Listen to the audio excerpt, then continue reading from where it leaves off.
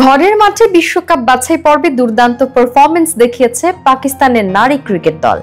এক ম্যাচ হাতে রেখেই মূল পর্ব নিশ্চিত করেছে ফাতিমা সানার নেতৃত্বাধীন দলটি। এভাবেই ভিশন 2026 নারী ওয়ানডে বিশ্বকাপে জায়গা করে নিয়েছে পাকিস্তানের মেয়েরা। 17 এপ্রিল বাছাই পর্বের গুরুত্বপূর্ণ ম্যাচে থাইল্যান্ড নারী দলকে 87 রানের বড় ব্যবধানে পরাজিত করে পাকিস্তান।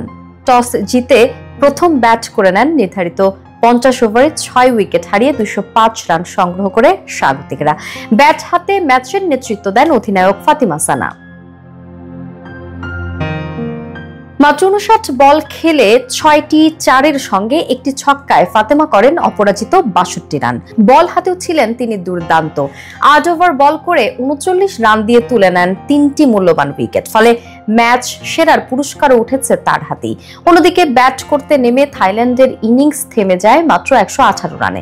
অল আউট হয়ে যায় 34.4 ওভারে। এদিকে বল হাতে পাকিস্তানের হয়ে সমান সংখ্যক 3টি করে উইকেট শিকার করেন নাসরা সন্ধু ও রামিন শামীম। নাসরা 8 ওভারে একটি ম্যাডেন সহ 19 রান দিয়ে 3 উইকেট তুলে নেন। শামীম 7.4 ওভারে 1 ম্যাডেন সহ 18 রান দিয়ে নেন আরও 3টি উইকেট। সাদিয়া ইকবাল 4 ওভারে মাত্র 11 রান দিয়ে তুলে নেন 1 উইকেট।